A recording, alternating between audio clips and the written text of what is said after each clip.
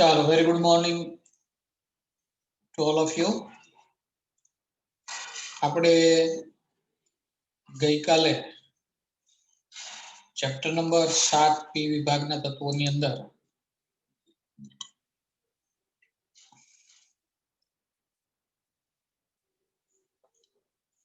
સમૂહ નંબર 15 ની કેટલીક સામાન્ય ચર્ચાઓ છે એના વિષય છે એ અભ્યાસ કર્યો. સમૂહ નંબર 15 ના તત્વોના સામાન્ય અભ્યાસની અંદર ઘણા બધા ગુણધર્મોના વિષય છે એ આપણે ચર્ચા કરી. શરૂઆતથી જોઈએ તો સમૂહ નંબર 15 ની ઇલેક્ટ્રોન રચના, પરમાણુય આયનીય ત્રિજ્યા, આયનીકરણ, એન્થાલ્પી, વિદ્યુત ઋણતા, કેટલાક ભૌતિક ગુણધર્મો, ત્યાર પછી ઓક્સિડેશન અવસ્થાનું વલણ, નાઇટ્રોજનની અનિયમિત વર્તણૂક, ત્યાર પછી સમૂહ નંબર 15 ના તત્વોના હાઇડ્રોજન સાથેની રાસાયણિક પ્રક્રિયાઓ, ઓક્સિજન પ્રત્યે પ્રતિક્રિયાત્મકતા, હેલોજન સંયોજનો પ્રત્યે પ્રતિક્રિયાત્મકતા અને ધાતુઓ સાથેની પ્રક્રિયા ની ચર્ચા છે એ આપણે કરીએ.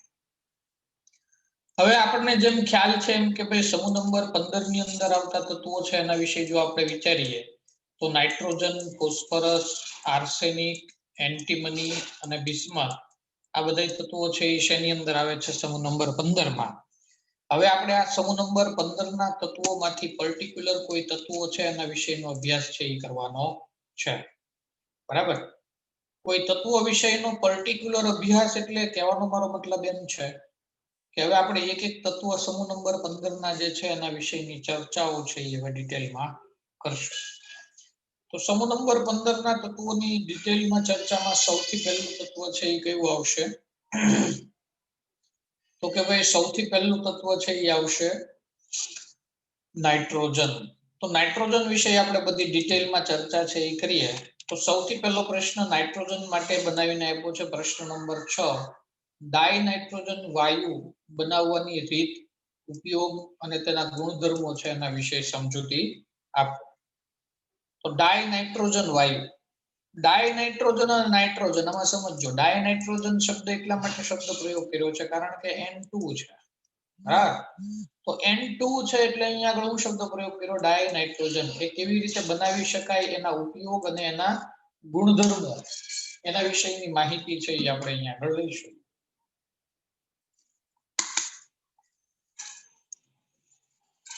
સામાન્ય રીતે ડાય નાઇટ્રોજન વાયુ બનાવવાની મુખ્યત્વે 3 રીત છે. એમાં સૌથી પહેલું વ્યાપારી ધોરણે નાઇટ્રોજન જે છે એ કેવી રીતે બનાવવામાં આવતો હોય છે એના વિશે સમજીએ. વ્યાપારી ધોરણે ઇન ધ સેન્સ એવું સમજવાનું છે કે ભાઈ મોટા ઉદ્યોગોની અંદર ઇન્ડસ્ટ્રીયલ લેવલ ઉપર જે N2 વાયુનું ઉત્પાદન કરવામાં આવતું હોય એ. તો વ્યાપારી ધોરણે N2 વાયુનું ઉત્પાદન એટલે આપણે કહી શકીએ કે ભાઈ મોટા પાયા ઉપર N2 છે એને બનાવવામાં આવતો હોય અને એનું વેચાણ કરવામાં આવતું હોય ઇન ધ સેન્સ. એ દ્રષ્ટિએ આપણે શું કરવાનું છે? વિચારવાનું છે. બરાબર? તો એ દ્રષ્ટિએ વિચારીએ તો તમને આપ્યું છે કે ભાઈ સામાન્ય રીતે હવાના પ્રવાહીકરણ અને પછી એનું વિભાગીય નિસ્યંદન કરી અને ડાય નાઇટ્રોજન વાયુ જે છે એને શું કરવામાં આવે છે? બનાવવામાં આવે. આપણને ખબર છે વાતાવરણની અંદર નાઇટ્રોજન અને ઓક્સિજન આ બંને તત્વો એવા છે, આ બંને વાયુઓ એવા છે કે જેનું પ્રમાણ વિશેષ છે. નાઇટ્રોજનનું પ્રમાણ છે એ હવાની અંદર છે એ કેટલું છે? લગભગ 78% જેટલું છે. 21% જેટલો કોણ છે? ઓક્સિજન છે. તમને યાદ હોય તો તમે ધોરણ 11 ની અંદર વાયુ અવસ્થા ચેપ્ટર છે એ ભણ્યા, મીન્સ કે દ્રવ્યની અવસ્થા ભણ્યા. એમાં વાયુનું પ્રવાહીકરણ છે એ હતું. એક ટોપિક તમારે આવતો તો વાયુનું પ્રવાહીકરણ.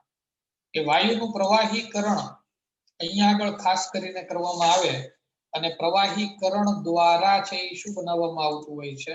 તો કે ભાઈ પ્રવાહીકરણ દ્વારા વાયુ નાઇટ્રોજન મેળવવામાં આવતો હોય છે. બરાબર? તો પ્રવાહીકરણ દ્વારા N2 જે છે એને શું કરવામાં આવતો હોય છે? મેળવવામાં આવતો હોય છે. સમજવાનો પ્રયત્ન કરો. પ્રવાહીકરણ જ્યારે કરવામાં આવે ત્યારે તમે એમ કહો સાહેબ ડાય નાઇટ્રોજન N2 ની સાથે સાથે ઓક્સિજનનું પ્રવાહીકરણ ન થઈ જાય. તો ત્યાં આગળ તમે સમજ્યા હતા કે દરેક વાયુઓ છે એના માટે TC, PC અને VC અલગ અલગ હોય. એમાં ખાસ કરીને ટીસી ની આપણે વાત કરીએ તો એને કહેવાય ક્રાંતિક તાપમાન. દરેક વાયુ છે એ કોઈને કોઈ નિશ્ચિત તાપમાને જ પ્રવાહીમાં રૂપાંતરિત પામે અથવા એ કરતા નીચા તાપમાને પ્રવાહીમાં રૂપાંતરણ પામે, પરંતુ એ કરતા ઊંચા તાપમાને વાયુ પ્રવાહીમાં રૂપાંતરણ પામે નહીં. તો આ ક્રાંતિક તાપમાન, ક્રાંતિક દબાણ અને ક્રાંતિક કદ એના ઉપયોગ કરી અને વાયુનું પ્રવાહીકરણ છે એ કરવામાં આવતું હોય છે. તો વ્યાપારી ધોરણે N2 વાયુ છે એ આવી રીતે હવાનું પ્રવાહીકરણ કરવામાં આવે અને હવાનું પ્રવાહીકરણ કરી અને પછી વિભાગીય નિસ્યંદન પદ્ધતિ દ્વારા શું કરવામાં આવતું હોય છે? વાયુ મેળવવામાં આવતો હોય છે, અથવા તો કહી શકાય કે બનાવવામાં આવતો હોય છે. સામાન્ય રીતે અહીંયા લખ્યું છે કે ભાઈ હવા એને પ્રવાહી સ્વરૂપની અંદર છે એ જે પ્રાપ્ત થઈ હોય એનું શું કરવામાં આવે? નિસ્યંદન કયા ટેમ્પરેચરે? 77.2 કેલ્વિન, બહુ નીચું ટેમ્પરેચર છે આ. ત્યારે નાઇટ્રોજન વાયુ વત્તા પ્રવાહી ઓક્સિજન જે છે એ શું થતા હોય છે? છૂટા પડતા હોય છે. પ્રવાહી ઓક્સિજનનું ઉત્કલન બિંદુ છે એ 90 કેલ્વિન હોવાથી તે પાત્રની અંદર છે એ રહી જાય અને નાઇટ્રોજન છે એ વાયુ અવસ્થામાં બીજા પાત્રની અંદર મળી જાય.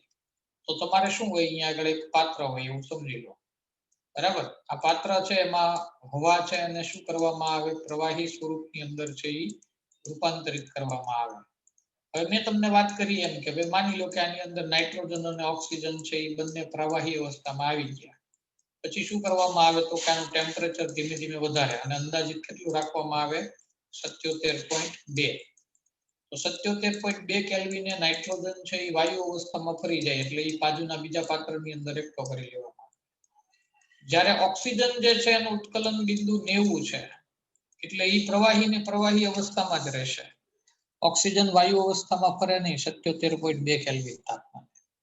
એટલે ઓક્સિજન ક્યાં રહી જશે? તો કે ભાઈ ઓક્સિજન અહીંયા પાત્રની અંદર જ રહી જશે. તો આ રીતે મોટા પાયા ઉપર ઉદ્યોગોની અંદર ઇન્ડસ્ટ્રીયલ લેવલે નાઇટ્રોજન વાયુ બનાવવામાં આવતો હોય છે.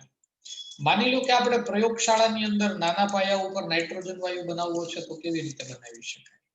તો કીધું છે કે એમોનિયમ ક્લોરાઇડ અને સોડિયમ નાઇટ્રાઇટ આ બંને વચ્ચે શું કરાવવામાં આવે? રિએક્શન કરાવવામાં આવે. પ્રયોગશાળાની અંદર લેબમાં એક ટેસ્ટ ટ્યુબ છે એ લેવાનું. આ ટેસ્ટ ટ્યુબની અંદર થોડો કયો પદાર્થ લેવાનો? Ammonium chloride. અને બીજો કયો પદાર્થ લેવાનો? Sodium nitrite NaNO2. આ બંને પદાર્થને ભેગા કરવામાં આવે એટલે શું ઉત્પન્ન થાય? નાઇટ્રોજન વાયુ છે એ ઉત્પન્ન થાય અને H2O અને NaCl છે એ બને. જો આ ટેસ્ટ ટ્યુબ છે એને બંધ રાખવી પડે હો, નકર પેલો વાયુ બને એ તો શું થઈ જશે? ઉડી જશે, બરાબર? એટલે વ્યવસ્થા છે એ કઈક એવા પ્રકારની ગોઠવવી પડે કે રિએક્શન થાય એટલે નાઇટ્રોજન વાયુ છે એ ટેસ્ટ ટ્યુબમાંથી બહાર નીકળે નહીં. તો તમને ખબર પડશે ને કે નાઇટ્રોજન વાયુ ઉત્પન્ન થયો કે ના થયો. આવી રીતે NH4Cl એમોનિયમ ક્લોરાઇડ અને NaNO2 સોડિયમ નાઇટ્રાઇટ આ બંને વચ્ચે રિએક્શન થાય એટલે નાઇટ્રોજન વાયુ, પાણીનો અણુ અને સોડિયમ ક્લોરાઇડ જેનું જલીય દ્રાવણ છે એ પ્રાપ્ત થાય. આ બંનેનું દ્રાવણ બને કે ટેસ્ટ ટ્યુબમાં એ બંને કઈ અવસ્થામાં હોય? લિક્વિડ અવસ્થામાં હોય, બરાબર? જ્યારે ઓલો N2 છે એ કઈ અવસ્થામાં હોય? વાયુ અવસ્થામાં હોય. અહીંયા ઉપરની સાઈડ છે એ હોય. એટલે જ મેં કીધું કે બહાર ન નીકળી જાય એનું ધ્યાન રાખવું પડે. આ પ્રક્રિયા થાય ત્યારે થોડા પ્રમાણમાં બનતી અશુદ્ધિઓ લાઈક NO અને HNO3 ને પોટેશિયમ ડાયક્રોમેટ ધરાવતા જલીય સલ્ફ્યુરિક એસિડમાંથી પસાર કરીને દૂર કરવામાં આવે છે. અહીંયા આગળ શું થાય કે જે નાઇટ્રોજન વાયુ બને ને, આ નાઇટ્રોજન વાયુની સાથે સાથે થોડા પ્રમાણમાં NO, બરાબર, અને HNO3 આ બંને પણ બનતા હોય છે. અને આ બંને પણ કઈ અવસ્થામાં છે? આ બંને પણ વાયુ અવસ્થામાં છે. એટલે થાય શું ખબર છે કે આ નાઇટ્રોજનની સાથે સાથે ન જોતા હોય એવા આ બે વાયુઓ પ્રાપ્ત થાય, નાઇટ્રિક ઓક્સાઇડ અને HNO3 એટલે કે નાઇટ્રસ એસિડ અથવા નાઇટ્રિક એસિડ, નાઇટ્રિક એસિડ. તો નાઇટ્રિક એસિડ છે એ પ્રાપ્ત થાય અને નાઇટ્રસ ઓક્સાઇડ એટલે કે NO છે એ પ્રાપ્ત થાય. અથવા નાઇટ્રોજન મોનોક્સાઇડ એવો શબ્દ પ્રયોગ છે એ કરો તો પણ ચાલે, બરાબર? NO માટે નાઇટ્રોજન મોનોક્સાઇડ એવો શબ્દ પ્રયોગ કરો તો પણ કોઈ વાંધો નથી. તો નાઇટ્રોજનનો મોનોક્સાઇડ વધતા છે એ શું પ્રાપ્ત થાય? Nitric acid. તો આ બંનેને દૂર કરવા માટે શું કરવામાં આવે? તો કે જે આ મિશ્રણમાં નાઇટ્રોજન વાયુ ઉત્પન્ન થયો હોય એ વાયુ વાળું આખું મિશ્રણ છે અને શેમાંથી પસાર કરવામાં આવે? તો કે ભાઈ K2Cr2O7 ના સલ્ફ્યુરિક એસિડ વાળા જલીય દ્રાવણમાંથી પસાર કરવામાં આવે. એટલે શું કરવાનું હોય કે આને જે નાઇટ્રોજન વાયુ ઉત્પન્ન થયો હોય એમાં નળી છે એ ગોઠવી દે ટેસ્ટ ટ્યુબની સાથે, બરાબર? એટલે શું થાય કે ભાઈ જે વાયુ ઉત્પન્ન થાય એ વાયુને એક બીજું પાત્ર કે જેમાં K2Cr2O7 અને H2SO4 માં બનાવ્યો હોય એવા પાત્રની અંદરથી પસાર કરવામાં આવે, બરાબર? એ પાત્ર આખું ન ભર્યું હોય, અડધે સુધી છે એ ભર્યું હોય, આમ તો આખું ભરવું પડે તો જ એમાંથી પસાર થઈ શકે ને. એટલે રાખવામાં આવે એટલે વાયુ છે એ સામેની બાજુથી પછી નીકળે બહાર, તો એની અંદર છે એ NO અને HNO3 છે એ બંને શું થઈ જાય? શોષાઈ જાય. તો એ રીતે આ ઘટના આ રીતે છે એ શું કરવામાં આવતું હોય છે? તો કે ભાઈ આ રીતે N2 છે એને શું કરવામાં આવે? બનાવવામાં આવે. એમોનિયમ ડાઇક્રોમેટ એટલે કે NH4 twice Cr2O7 નો ઉષ્મીય વિઘટન કરીને પણ ડાયનાઇટ્રોજન વાયુ છે એ શું કરી શકાય? બનાવી શકાય. એમોનિયમ ડાઇક્રોમેટ NH4 twice Cr2O7 આનો ઉષ્મીય વિઘટન કરવું એટલે શું? તો કે ભાઈ ગરમી આપી અને આ પદાર્થ છે એને તોડવા, બરાબર? એક ટેસ્ટ ટ્યુબ લઈ લો, ટેસ્ટ ટ્યુબની અંદર આ પદાર્થ છે એ ઘન અવસ્થામાં હોય એને લઈ લો, એને ગરમ કરો ઘરના રૂપે. ગરમ કરો એટલે કોણ મળશે તમને? તો કે ભાઈ નાઇટ્રોજન વાયુ છે એ પ્રાપ્ત થાય. તો આ રીતે પ્રયોગશાળાની અંદર જુદી જુદી બે બનાવટ તમને આપી છે કેવી રીતે કરી શકાય. અતિ શુદ્ધ ડાયનાઇટ્રોજન વાયુ છે એને કેવી રીતે બનાવી શકાય? તો અતિ શુદ્ધ અવસ્થામાં જો ડાયનાઇટ્રોજન વાયુ જોતો હોય તો સોડિયમ અથવા તો બેરિયમ એઝાઇડ ના ઉષ્મીય વિઘટનથી અતિ શુદ્ધ અવસ્થામાં ડાયનાઇટ્રોજન વાયુ છે એને શું કરી શકાય? મેળવી શકાય. જો NHBaN3 twice, તો જો નાઇટ્રોજન છે એના 3 અણુઓ છે એ જોડાયેલા છે N3N3. આવા સંયોજનો છે ને એને એઝાઇડ સંયોજનો કહેવાય. કેવા કહેવાય? એઝાઇડ. તો અહીંયા આગળ આ સોડિયમ અથવા તો બેરિયમ એઝાઇડ સંયોજન એને જ્યારે ગરમ કરવામાં આવે ઊંચા તાપમાને એટલે કીધું છે કે ઉષ્મીય વિઘટન. તો શું પ્રાપ્ત થાય છે? તો કે ભાઈ નાઇટ્રોજન વાયુ છે એ પ્રાપ્ત થાય. પરંતુ આ પ્રક્રિયા અથવા તો આ રીતથી જે નાઇટ્રોજન પ્રાપ્ત થાય છે એ કેવો પ્રાપ્ત થાય છે? અતિ શુદ્ધ અવસ્થામાં ડાયનાઇટ્રોજન છે એ પ્રાપ્ત થતો હોય છે. અતિ શુદ્ધ અવસ્થા એટલે હવે તમે સમજી શકતા હશો કે એમાં બીજા કોઈ લાઈક આપણે હમણાં બનાવટ જોઈ પ્રયોગશાળાની અંદર કે NO અને HNO3 જેવા વાયુઓ પણ સાથે સાથે છે એ બનતા હોય એમ, બરાબર? તો એવા વાયુઓ છે એ અહીંયા આગળ બનતા નથી હોતા. મીન્સ કે અતિ શુદ્ધ અવસ્થામાં નાઇટ્રોજન છે એ શું થતો હોય છે? પ્રાપ્ત થતો હોય છે. નાઇટ્રોજન વાયુના ઉપયોગ છે એના વિશે આપણે વિચારીએ તો અમોનિયા અને નાઇટ્રોજન ધરાવતા અન્ય ઉદ્યોગ રસાયણોના ઉત્પાદનમાં થાય છે. કેલ્શિયમ આયનેમાઇડ સંયોજન છે એની બનાવટની અંદર પણ નાઇટ્રોજન છે એનો ઉપયોગ થાય. તો અમોનિયા એટલે તો તમને ખબર છે NH3, બરાબર? તો NH3 ના ઉત્પાદનની અંદર નાઇટ્રોજનની જરૂર પડવાની જ છે. આ જો નાઇટ્રોજન છે એ ઉત્પાદન કરતી હોય ને એ કંપની એમોનિયા બનાવતી કંપનીને નાઇટ્રોજન છે એ વેચે. એમોનિયા બનાવતી કંપની છે ને એ યુરિયા બનાવતી કંપનીને એમોનિયા બનાવીને વેચે. આ લિંક જ ચાલતી હોય બધા કેમિકલની. કોઈ એક જ ઇન્ડસ્ટ્રીની અંદર બધું જ બનતું હોય એવું ના હોય. ક્યારે નાઇટ્રોજન છે એ મોટા લેવલ ઉપર ઉત્પાદન કરી અને અમોનિયા બનાવતી કંપનીને આપવામાં આવે. અમોનિયા બનાવતી કંપની છે એ યુરિયા બનાવતી કંપનીને એમોનિયા છે એ વેચતી હોય. અને બહુ મોટી ઇન્ડસ્ટ્રી હોય તો એમાં પછી બધા પ્લાન્ટ છે એ એક સાથે લગાવેલા હોય. એટલે મોટા પાયા ઉપર છે એ શું કરવામાં આવતું હોય? ઉત્પાદન છે એ કરવામાં આવતું હોય છે. નિષ્ક્રિય વાતાવરણની જરૂરિયાત હોય ત્યાં તેનો ઉપયોગ છે એ થાય છે. નિષ્ક્રિય વાતાવરણની જરૂરિયાત હોય ત્યાં N2 વાયુનો ઉપયોગ કરવામાં આવે. સામાન્ય રીતે કોઈ બહુ ઊંચા તાપમાને પ્રક્રિયા કરવામાં આવતી હોય ને કે જ્યાં આગળ બ્લાસ્ટ થવાની બીક લાગતી હોય, શક્યતાઓ હોય, ત્યાં આગળ આજુબાજુ વાતાવરણ છે ને એ નાઇટ્રોજનનું કરી દેવામાં આવે. શું કામ? કારણ કે એના પરિણામ સ્વરૂપે જે ફર્નેસ અથવા તો જે જગ્યાએ રિએક્શન થતી હોય છે બહુ ઊંચા ટેમ્પરેચરે, ત્યાં આગળ પછી બ્લાસ્ટ થવાની શક્યતા ન રહે. કારણ કે આજુબાજુનું વાતાવરણ છે એ નાઇટ્રોજન કેવું બનાવી દે છે? નિષ્ક્રિય બનાવી દે. એટલે ઘણી વખત આવી રીતે બહુ ઊંચા તાપમાને અથવા બહુ ઊંચા દબાણે રિએક્શન્સ જે બધી કરવામાં આવતી હોય, એ બધી રિએક્શન્સમાં બ્લાસ્ટ ને એવું બધું થવાની શક્યતાઓ છે એ ઓછી કરવા માટે આજુબાજુ છે એ શું કરવામાં આવતું હોય છે કે ભાઈ નાઇટ્રોજન છે એને લગાવવામાં આવતો હોય છે. મીન્સ કે નાઇટ્રોજન છે એનો ઉપયોગ કરવામાં આવતો હોય છે. પ્રવાહી ડાયનાઇટ્રોજનનો ઉપયોગ પ્રશીતક તરીકે જૈવિક પદાર્થો અને ખાદ્ય પદાર્થોની જાળવણી માટે તથા ક્રાયોસર્જરીની અંદર થાય છે. કે ભાઈ પ્રશીતક તરીકે એટલે ઠંડા રાખવા માટે, જૈવિક પદાર્થો એટલે એવા પદાર્થો કે જે બેક્ટેરિયાઓ દ્વારા છે ઉત્પન્ન કરવામાં આવ્યા હોય, જુદા જુદા પદાર્થના ખાદ્ય પદાર્થો, બરાબર.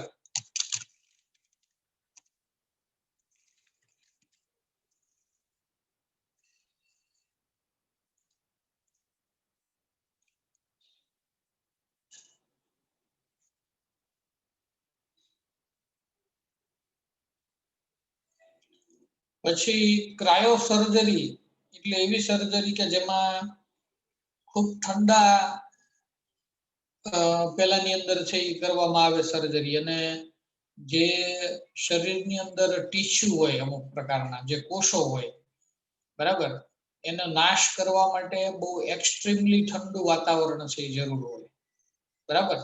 ત્યારે આવા નાઇટ્રોજન છે એનો શું કરવામાં આવતો હોય છે? ઉપયોગ કરવામાં આવતો હોય છે. મીન્સ કે એક્સ્ટ્રીમલી ઠંડુ વાતાવરણ છે એ ઉત્પન્ન કરી અથવા તો એક્સ્ટ્રીમલી ઠંડુ વાતાવરણ છે એ આપી અને કોષ છે ને એને શું કરી દેવામાં આવે? નાશ કરી દેવામાં આવે, ફ્રીઝ થઈ જાય કોષ. કોષ ફ્રીઝ થઈ જાય ને એટલે એ કોષ છે એ શું થઈ જતો હોય છે? નાશ પામી જતો હોય છે. આપણે પણ તમને ખ્યાલ હોય તો ઘણી વખત છે એ બહુ ઠંડી હોય તો આપણા હાથ પગ છે એ શું થઈ જાય છે? આમ જકડાઈ જાય છે ને. તો એવું જ કોષોમાં થાય કે ભાઈ ઘણી વખત કોઈ શરીરની અંદર એવા પ્રકારના કોષો અથવા ટિશ્યુઝ બધા જે છે એનો નાશ કરવાનો હોય કોઈ સર્જરી દરમિયાન, તો આવી શીત પદ્ધતિ છે એનો ઉપયોગ કરવામાં આવે. આ સમય દરમિયાન છે એ ઓર એન્ડ અરાઉન્ડ છે એ -346 થી -320 ફેરનહીટ જેટલું ટેમ્પરેચર છે એ ઉત્પન્ન કરવામાં આવતું હોય છે, બરાબર. આવી સર્જરી છે અને કેવી સર્જરી કહેવાય છે?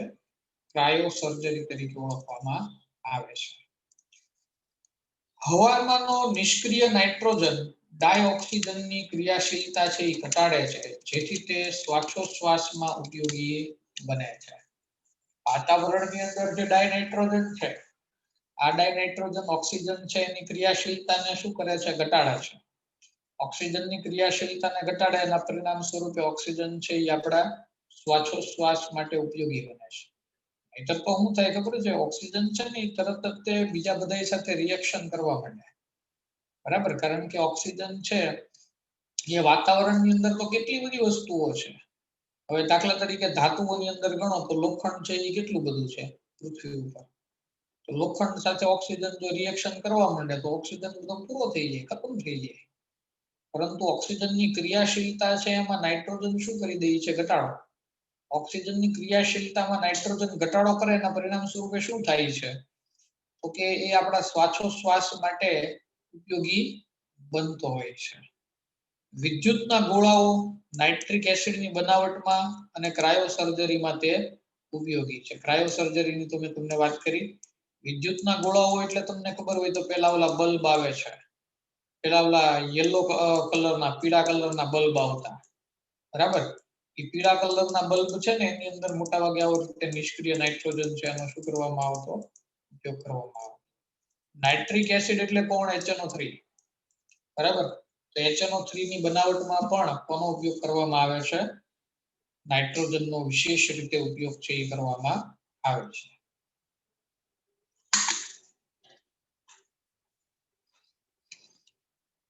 આગળ વિચારીએ કે ભાઈ ડાય નાઇટ્રોજન વાયુના ભૌતિક અને રાસાયણિક ગુણધર્મો અને એના ઉપયોગો છે એના વિશે સમજવાનો પ્રયત્ન કરીએ. તો આ તો બધી બહુ સિમ્પલ માહિતી છે અહીંયા આગળ હવે કે ભાઈ સામાન્ય રીતે ડાયનાઇટ્રોજન છે એ રંગવિહીન, વાસવિહીન, સ્વાદવિહીન અને બિનઝેરી વાયુ છે. આમાં કઈ સમજાવવાનું ન હોય કે રંગવિહીન એટલે શું, વાસવિહીન એટલે શું, સ્વાદવિહીન એટલે શું, બિનઝેરી એટલે શું, એ તમને ખ્યાલ આવી જ જવો જોઈએ. તેના પરમાણુ છે એ બે સ્થાયી સમઘટક ધરાવે છે, એક 14N અને એક 15N. સમઘટકો એટલે તમને ખ્યાલ હોવો જોઈએ કે ભાઈ અહીંયા આગળ 14N અને 15N, આમાં સામાન્ય રીતે બે ના પરમાણુ ક્રમાંક તો સાત જ હોય, પરંતુ જે જુદું છે એ શું છે, પરમાણુ દળ છે, એકમાં 14 છે અને એકમાં 15 છે. એનો મતલબ એવો થયો કે આમાં 7 ન્યુટ્રોન છે અને આમાં કેટલા ન્યુટ્રોન છે, 8 ન્યુટ્રોન છે. બરાબર. કેન્દ્રમાં પ્રોટોન તો કેટલા હોય, પરમાણુ ક્રમાંક જેટલા જ હોય ને, તો પ્રોટોનની સંખ્યા 7, તો આમાં 7 વત્તા ન્યુટ્રોન 7 એટલે 14 થયું દળ, અને આમાં પ્રોટોન 7 વત્તા પ્રોટોન 8 એટલે કેટલું દળ થયું, 15. તો આ નાઇટ્રોજનના બે સમસ્થાનિકો પણ કહી શકાય, આને સમઘટકો કરતા સમસ્થાનિકો શબ્દ છે એ વધારે વ્યાજબી છે. તો સમઘટકો કરતા સમસ્થાનિકો છે આ બંને નાઇટ્રોજનના. એકમાં દળ છે એ કેટલું જોવા મળે છે, 14, અને એકમાં દળ છે એ કેટલું જોવા મળે છે, 15. બરાબર. તો આ રીતે આપણે આને શું કરી શકીએ, સમજી શકીએ છીએ.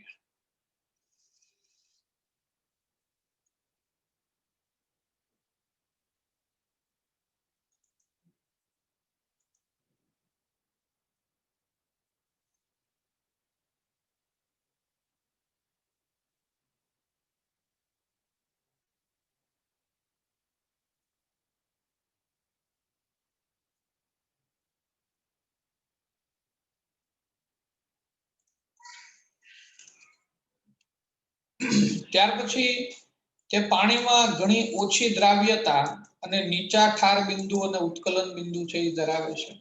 મીન્સ કે N2 જે છે એ પાણીની અંદર કેવો છે, ઓછો દ્રાવ્ય છે. બરાબર. અને નીચું ઠાર બિંદુ ધરાવે છે અને એનું ઉત્કલન બિંદુ પણ કેવું હોય છે, નીચું હોય છે. નાઇટ્રોજન છે એમાં નાઇટ્રોજન વચ્ચે ટ્રિપલ બોન્ડ હોવાને કારણે બંધની ઊંચી બંધન એન્થાલ્પીના કારણે નાઇટ્રોજન છે એ ઓરડાના તાપમાને પણ કેવું હોય છે, નિષ્ક્રિય. તાપમાનમાં વધારો કરતા પ્રતિક્રિયાત્મકતામાં ઝડપી છે એ શું થતો હોય છે, વધારો. આમાં ટ્રિપલ બોન્ડ છે એટલે આને તોડવો કેવો બની જાય, મુશ્કેલ બની જાય. સરળતાથી આને તોડી ન શકાય. બરાબર. સરળતાથી તોડી ન શકાય એટલે આ નાઇટ્રોજન છે એ બીજા સાથે રિએક્શન કરવા જઈ શકે નહીં. એટલે ઓરડાના તાપમાને કેવો છે, નિષ્ક્રિય. પરંતુ જો ટેમ્પરેચર વધારો તો પાછું આ તૂટી જાય. ટેમ્પરેચર વધારતા બંને નાઇટ્રોજન વચ્ચેનું બોન્ડિંગ તૂટે તો પછી નાઇટ્રોજન છે એ કેવો થઈ જાય, સક્રિય થઈ જાય, કારણ કે એને સ્થાયી થવું હોય ફરીથી પાછું. બરાબર.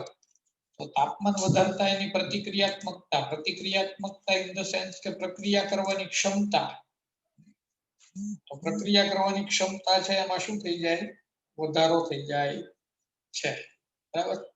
આવી રીતે આપણે આ ઘટના છે એને શું કરી શકીએ, સમજી શકીએ. એવી જ રીતે ત્યાર પછીનો પોઈન્ટ તમને આપ્યો છે કે ભાઈ રાસાયણિક ગુણધર્મો છે એના વિશે વિચારીએ નાઇટ્રોજનના.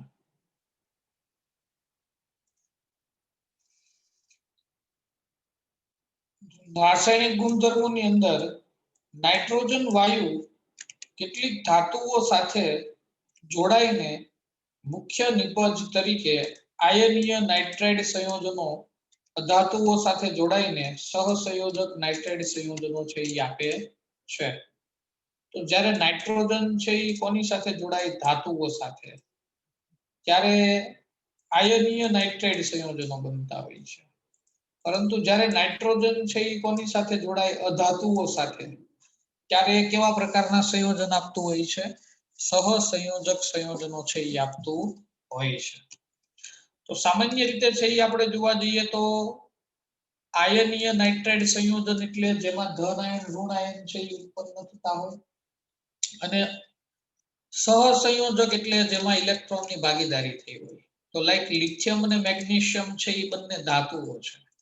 તો આ ધાતુઓ સાથે જ્યારે નાઇટ્રોજન છે એ રિએક્શન કરે છે ત્યારે ધાતુના નાઇટ્રાઇડ બન્યા. પણ આ નાઇટ્રાઇડ છે એ સ્વભાવે કેવા હોય તો કે ભાઈ આયનીય લક્ષણ છે એ આની અંદર વધારે હોય.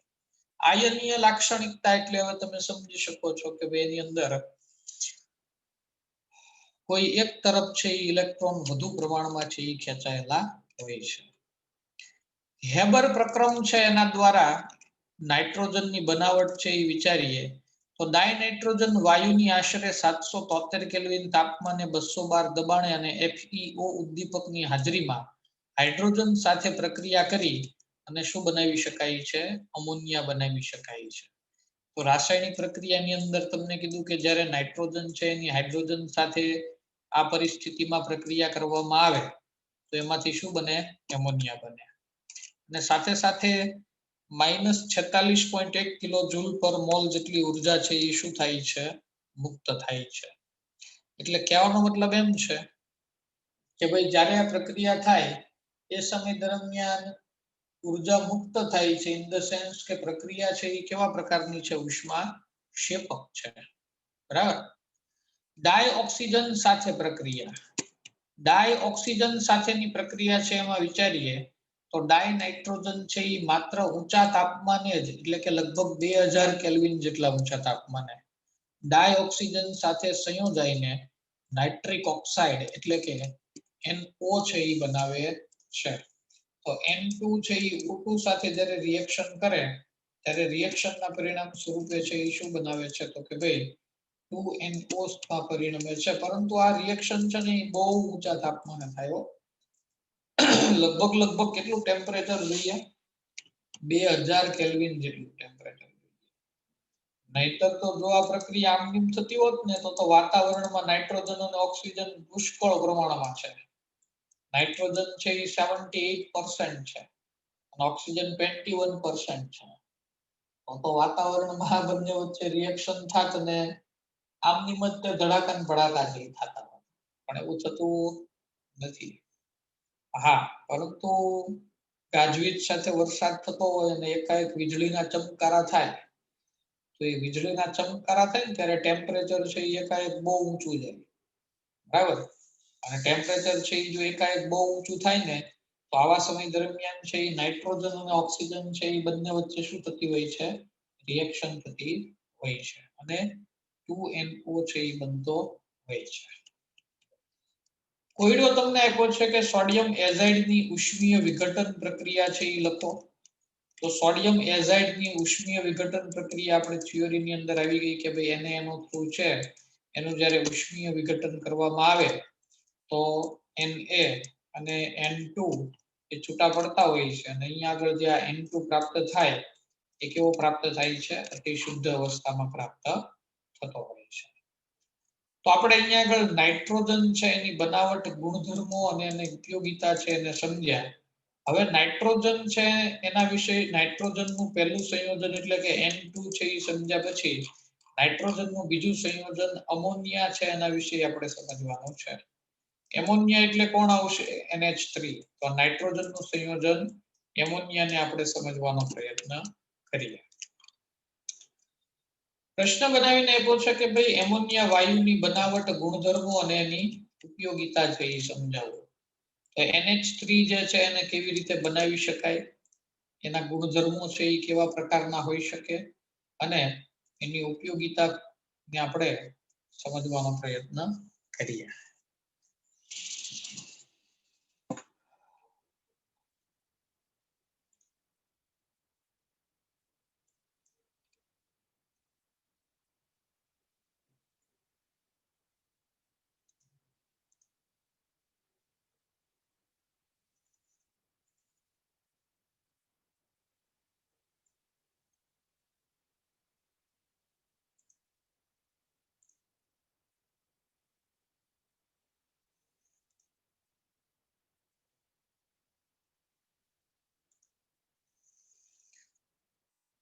તો એમોનિયા વાયુની બનાવટ છે એને આપણે સમજવાનો પ્રયત્ન કરીએ તો બનાવટની અંદર તમને આપ્યું છે કે અમોનિયા છે એ હવા અને જમીનમાંથી ઓછી માત્રામાં રહેલો હોય છે, જ્યાં તે નાઇટ્રોજન યુક્ત કાર્બનિક પદાર્થના સડવાથી ઉત્પન્ન થાય છે.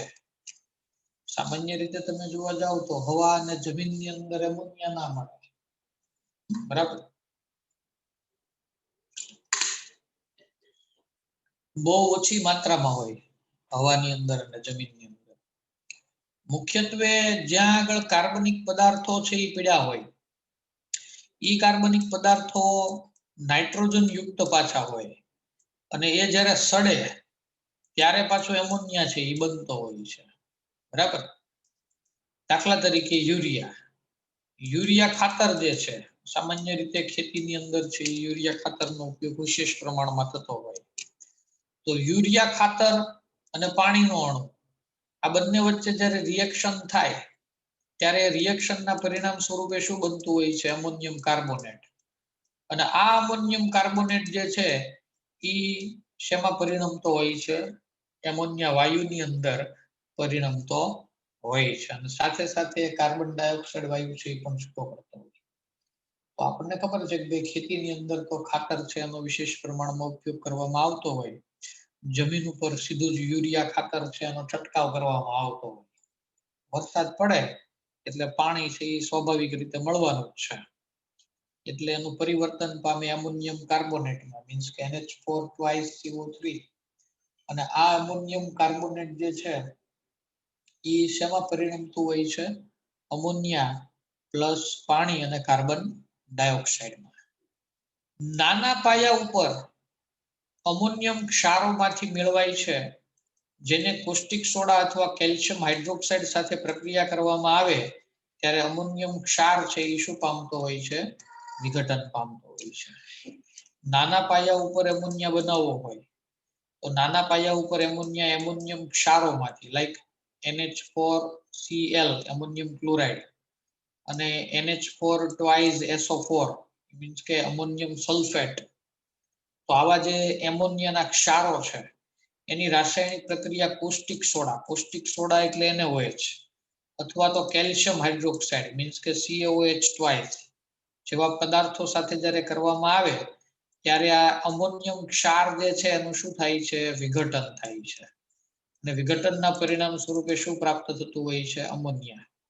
સાથે સાથે પાણી અને જે કોસ્ટિક સોડા અને કેલ્શિયમ હાઇડ્રોક્સાઇડ છે એમાંથી કેલ્શિયમ સાથે Cl એટલે કે CaCl2 અને સોડિયમ સાથે SO4 છે એ જોડાય અને નિપજ છે એ બનતી હોય છે. આ બધી રાસાયણિક પ્રક્રિયાના ગોખાઈ નહીં હો ભાઈ, બહુ સિમ્પલ પ્રક્રિયા છે. એક વસ્તુ સમજી લો, તમે શેની બનાવટ સમજો છો? એમોનિયા. તો નિપજની અંદર એમોનિયા તો આવવાનું જ છે, એ ફાઇનલ જ છે ને. હવે તમને કહી જ દીધું છે કે એમોનિયમ ક્ષારો, તો એમોનિયમ ક્લોરાઇડ, એમોનિયમ સલ્ફેટ, એની રાસાયણિક પ્રક્રિયા કોસ્ટિક સોડા અને કેલ્શિયમ હાઇડ્રોક્સાઇડ સાથે થાય. પછી સ્વાભાવિક છે કે આમાંથી અમોનિયા તો બનવાનો જ છે. બીજું શું બને છે? પાણી. અને બીજું શું બનશે? ક્ષાર. જે આ સોડિયમ અને આ કેલ્શિયમ છે એ આના ઋણાયન સાથે જોડાવાના છે. આના ઋણાયન સાથે જોડાય એટલે CaCl2 અને સોડિયમ છે એની અંદરથી શું બનશે? Na2SO4. બરાબર. એટલે આ બધી પ્રક્રિયાને ગોખવાની નહીં હોય. મોટા પાયા ઉપર અમોનિયાને હેબર પ્રક્રમ દ્વારા ઉત્પાદન કરવામાં આવે છે. આગળ આપણે જોઈ હતી ને પદ્ધતિ કે ભાઈ નાઇટ્રોજન અને હાઇડ્રોજન છે એના વચ્ચે રિએક્શન થાય ઊંચા ટેમ્પરેચરે, લગભગ 700 કેલ્વિન દબાણે અને ટેમ્પરેચરે અને 200 વાતાવરણના દબાણે અથવા 200 ગુણ્યા 10⁵ પાસ્કલ દબાણે, બરાબર, ત્યારે રિએક્શન થઈ અને શું બનતો હોય છે? અમોનિયા બનતો હોય છે. આ પ્રક્રિયા ઉષ્માક્ષેપક છે, એટલે -46.1 કિલોજૂલ પર મોલ જેટલી ઉર્જા છે એ શું થતી હોય છે? ઉત્પન્ન થતી હોય છે. બીજી એક ખાસ અગત્યની વસ્તુ કે આ પ્રક્રિયાની અંદર અગાઉ આપણે જોયું હતું કે ભાઈ FeO ઉદ્દીપક છે એનો ઉપયોગ કરવામાં આવે, બરાબર, આયર્ન ઓક્સાઇડ, બરાબર, એ ઉદ્દીપકનો ઉપયોગ કરવામાં આવે, પણ સાથે સાથે થોડાક પ્રમાણમાં K2O, Al2O3 વગેરે જેવા ઉદ્દીપકોનો ઉપયોગ પણ હવે થવા લાગ્યો છે.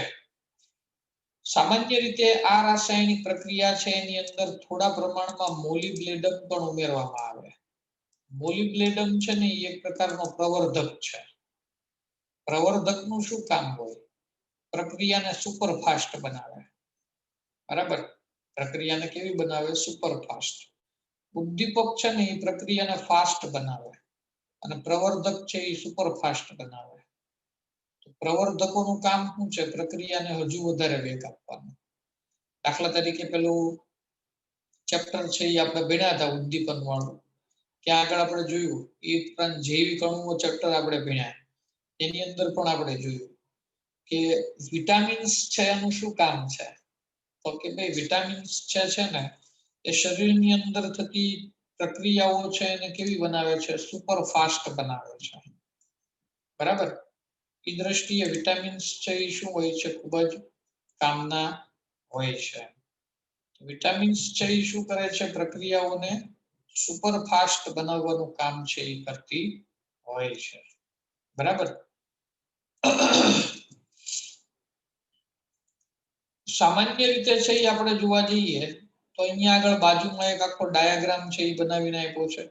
પરીક્ષામાં દોરવાનો કે એવું કઈ જરૂર નથી, માત્ર જાણકારી માટે છે કે ભાઈ H2 અને N2 એ બંને પસાર કરવામાં આવે, કમ્પ્રેસરમાં નાખવામાં આવે, ત્યાં આગળ 20 મેગાપાસ્કલ જેટલું દબાણ છે એ ઉત્પન્ન થતું હોય, ત્યાંથી આગળ પાસ થાય, પંપની અંદર છે એ આવે, આગળ પાસ થાય, અહીંયા આગળ ઉદ્દીપક અને એ ઉદ્દીપક એટલે કે Al2O3 અથવા K2O જેવા પદાર્થો છે એ મળે, એટલે N2 અને H2 અને પ્લસ NH3 છે એ બને અને અહીંયા આગળ આપણને પ્રવાહી એમોનિયા પ્રાપ્ત થાય.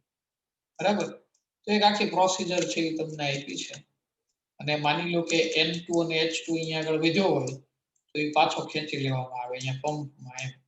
પંપમાં ખેંચી લે એટલે આ બાજુથી ફરી પાછો એ અહીંયા આગળ રિએક્શન કરવા આવી જાય. એટલે આ પંપ છે એ શું કામ કરે છે? તો કે અહીંયા આગળથી કમ્પ્રેસરમાંથી જે N2 અને H2 વચ્ચે પ્રક્રિયા છે આગળ જે રિએક્શન થાય છે એમાં એમોનિયા તો જતો જ હોય, પણ સાથે સાથે પ્રક્રિયા થયા વગરનો N2 અને H2 આમાં આવી જાય ને, એ વળી પાછો એબ્સોર્બ એટલે કે ખેંચીને પંપમાં આવે, અહીંથી વળી પાછો પ્રક્રિયા છે એ આગળ ચાલે.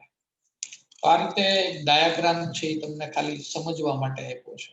ઓકે, એમોનિયા વાયુના ભૌતિક અને રાસાયણિક ગુણધર્મો છે એના વિશે વિચારીએ તો અમોનિયા છે એ તીવ્ર વાસ વાળો રંગવિહીન વાયુ છે, એની તીવ્ર વાસ આવે. ઠાર બિંદુ અને ઉત્કલન બિંદુ 198.4 239.7 છે.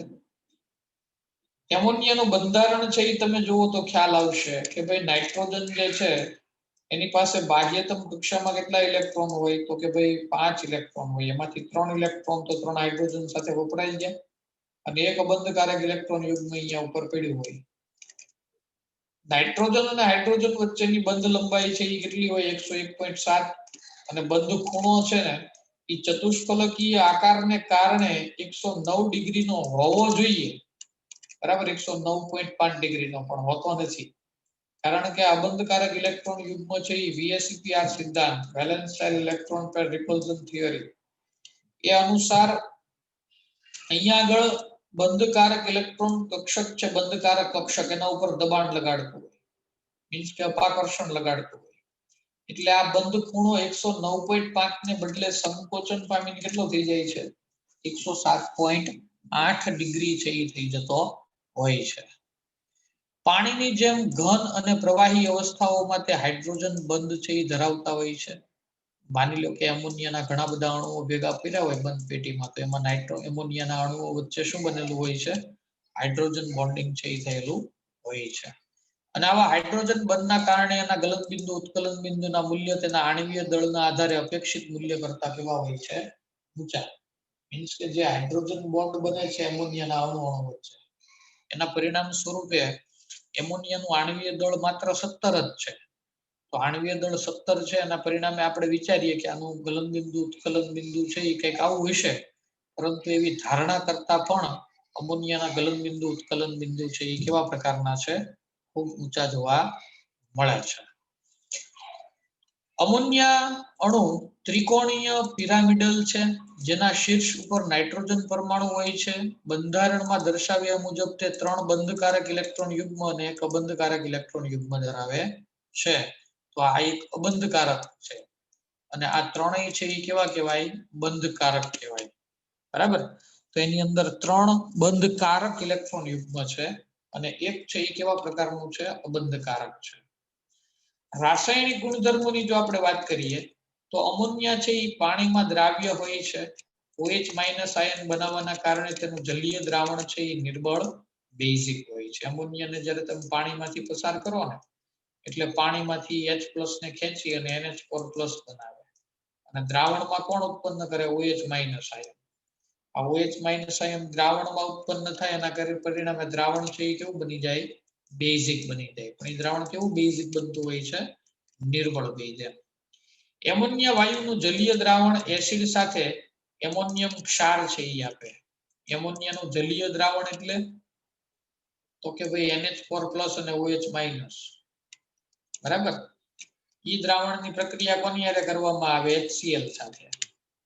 જો અહીંયા NH3 aqueous લખ્યું છે. aqueous એટલે જલીય દ્રાવણ. આ ગેસ છે. NH3 gaseous ફોર્મ, એને પાણીમાં નાખવાનું છે. અહીંયા NH3 નું જલીય દ્રાવણ જ બનાવેલું છે. એની HCl સાથે રિએક્શન થાય એટલે પાણી અને શું બને? NH4Cl છે એ બને. બરાબર. પાણી એટલે H2O. H2O માં NH4Cl છે એ ઓગળેલો હોય. મીન્સ કે NH4+ પાણીમાં કોણ હાજર હોય? NH4+ અને Cl- આયન જ હાજર હોય. ઇન ધ સેન્સ NH4+ છે એ હાજર હોય એમ. એક નિર્બળ બેઝ તરીકે તે ઘણી ધાતુઓના ક્ષારના દ્રાવણમાંથી તેમના હાઇડ્રોક્સાઇડ સંયોજનોને અવક્ષેપિત કરી શકે છે. એમોનિયમ હાઇડ્રોક્સાઇડ છે ને એ ક્ષારના દ્રાવણ બનાવ્યા હોય, મીન્સ કે ZnSO4, FeCl3 આવા દ્રાવણોની સાથે અથવા આવા દ્રાવણો છે એની સાથે એમોનિયમ હાઇડ્રોક્સાઇડનું રિએક્શન કરવામાં આવે ને તો આમાંથી ઝિંક છે, Fe છે એને છૂટા પાડી શકાતા હોય છે. કારણ કે જ્યારે એમોનિયમ હાઇડ્રોક્સાઇડનું દ્રાવણ ઝિંક સલ્ફેટ સાથે કરવામાં આવે ને તો ZnOH ના સફેદ અવક્ષેપ બને અને અમોનિયમ સલ્ફેટ બને. એવી જ રીતે FeCl3 સાથે રિએક્શન કરવામાં આવે ત્યારે Fe2O3 અને X-મોલર H2O બનતો હોય. આ અવક્ષેપ બનતા હોય અને NH4Cl ના જલીય દ્રાવણ, અહીંયાનું જલીય દ્રાવણ બને. પછી આને ગાળણ કરી લે. ગાળણ કરી લે એટલે અવક્ષેપ ક્યાં રહી જાય? ઉપર રહી જાય. એટલે આ ZnOH ના અવક્ષેપ મળી જાય. Fe2O3 X-મોલર H2O ના અવક્ષેપ આપણને મળી જાય. અને પછી એમાંથી પ્રક્રિયા દ્વારા ઝિંક અને Fe છે એને શું કરવામાં આવતું હોય છે? છૂટું પાડવામાં આવતું હોય છે. આવી રીતે ઘણી ધાતુઓ છે એના દ્રાવણમાંથી ધાતુને બહાર કાઢવા માટે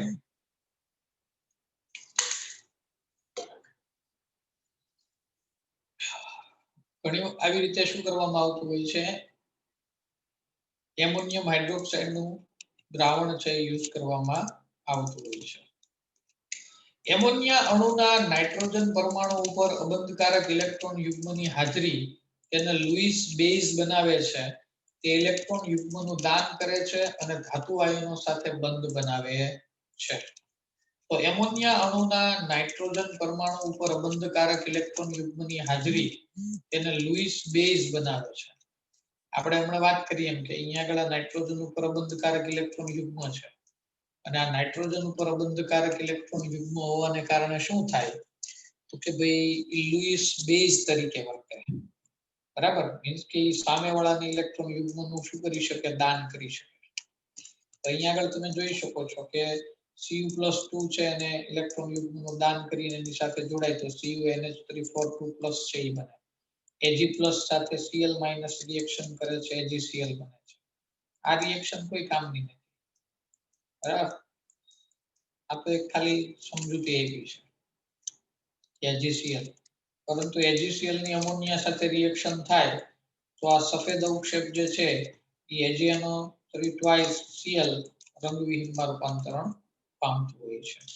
એમોનિયા વાયુની ઉપયોગિતા છે એ સમજીએ તો એમોનિયાનો ઉપયોગ છે એ નાઇટ્રોજન યુક્ત જુદા જુદા ખાતરોના ઉત્પાદનમાં નાઇટ્રોજન ધરાવતા હોય એવા ખાતરોની બનાવટમાં ammonium nitrate, urea, ammonium phosphate, ammonium sulphate તથા નાઇટ્રોજન યુક્ત કેટલાક અકાર્બનિક સંયોજનોના ઉત્પાદનમાં એનો ઉપયોગ થાય છે, જેમાં નાઇટ્રિક એસિડ સૌથી અગત્યનો છે. પ્રવાહી એમોનિયા પ્રશીતક તરીકે પણ ઉપયોગી થાય છે. બરાબર, પ્રશીતક તરીકે એટલે ઠંડો પડવા એમ. બરાબર. NH3 પાસે નાઇટ્રોજન પરમાણુ ઉપર એક બંધકારક ઇલેક્ટ્રોન યુગ્મ દાન માટે પ્રાપ્ય હોય છે, તેથી તે લુઈસ બેઝ છે. તો ખાલી પ્રશ્ન હતો કે ભાઈ NH3 છે એ શા માટે લુઈસ બેઝ કહેવાય એમ. બરાબર. આ રીતે અને આપણે સમજી શકીએ છીએ. લખાણ સંબંધિત પ્રશ્ન તમને આપ્યો છે, જે આપણે થિયરીમાં ભણી ગયા જ છે. એવી જ રીતે આ C++ નો આપણે જોઈએ ઉદાહરણ અહીંયા તમને આપ્યું છે.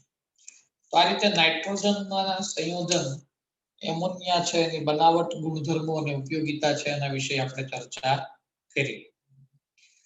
ત્યાર પછી આપણે હવે નાઇટ્રોજન ઓક્સાઇડ સંયોજનો જે છે, નાઇટ્રોજનના ઓક્સાઇડ યુક્ત સંયોજનો એના વિશેનો અભ્યાસ છે એ આપણે કરશું, પણ આવતી કાલે. આજે અહીંયા સુધી છે એ રાખીએ. બરાબર.